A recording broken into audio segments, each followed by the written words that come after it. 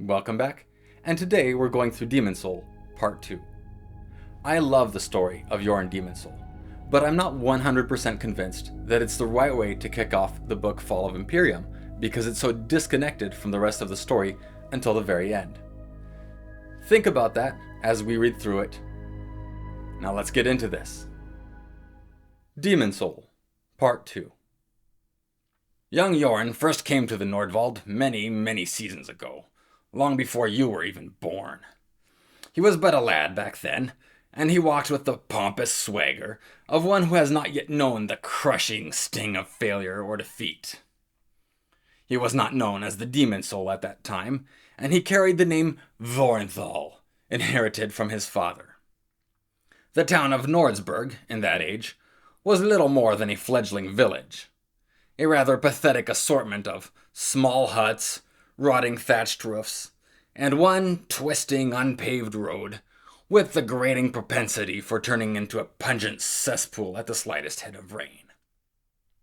Indeed, Nordsburg was a far cry back then from the more cosmopolitan town it has now become. You would know all of this, of course, if you could be bothered to study history a little, or if you even ventured out from your quaint little corner of the world from time to time. In any case, back in the days of yore, merchants and travelers used to steer well clear of pitiful little Nordsburg and its foreboding forests.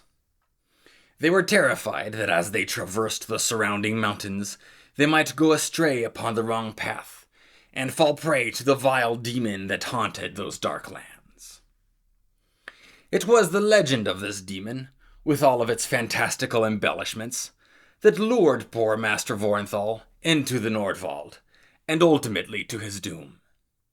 In this, the stories you have heard are mostly correct. You see, young Yoren came from a respectable family in the south.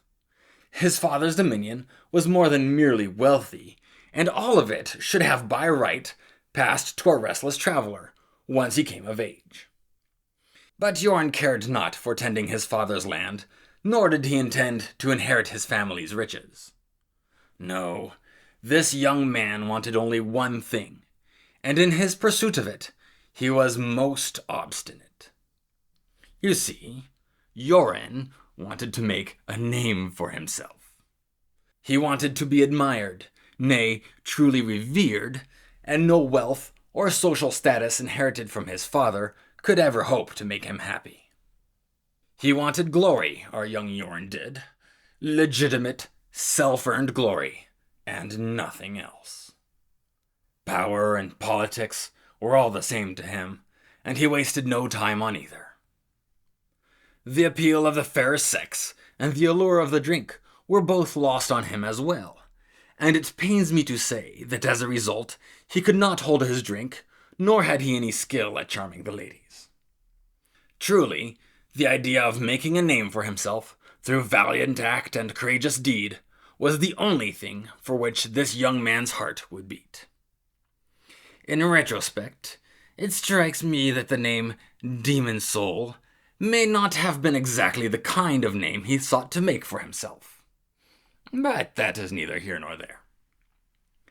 In the end, all that mattered was this. Intrepid Yoren wanted a reputation to match the size of his indomitable pride, and neither threats nor promises could ever deter him.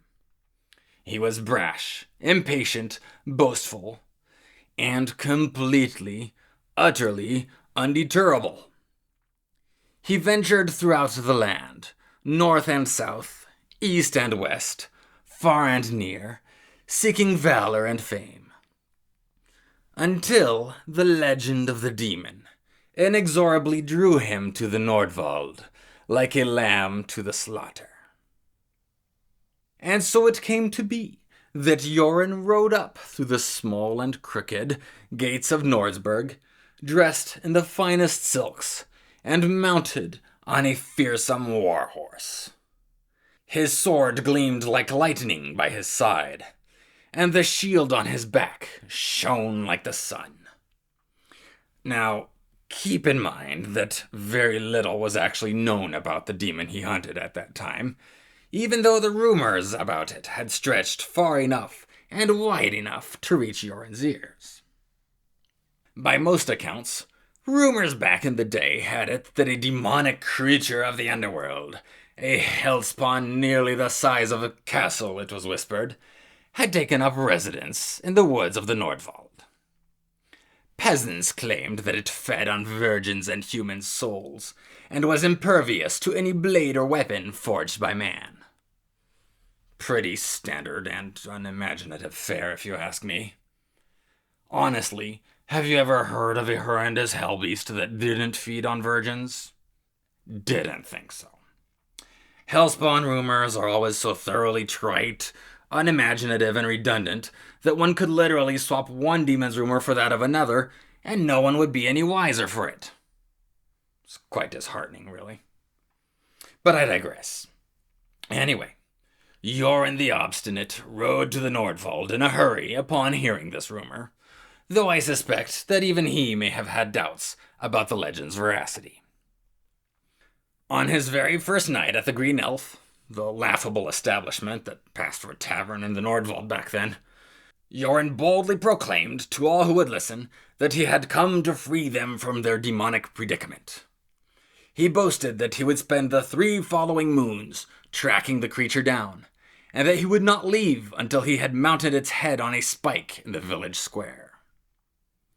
He also warned that if he could not find any trace of the creature after 3 full moons, he would brand Nordsburg as a city of liars and cowards, and that he would spread this knowledge to the 4 corners of the land, that they might live in shame and infamy.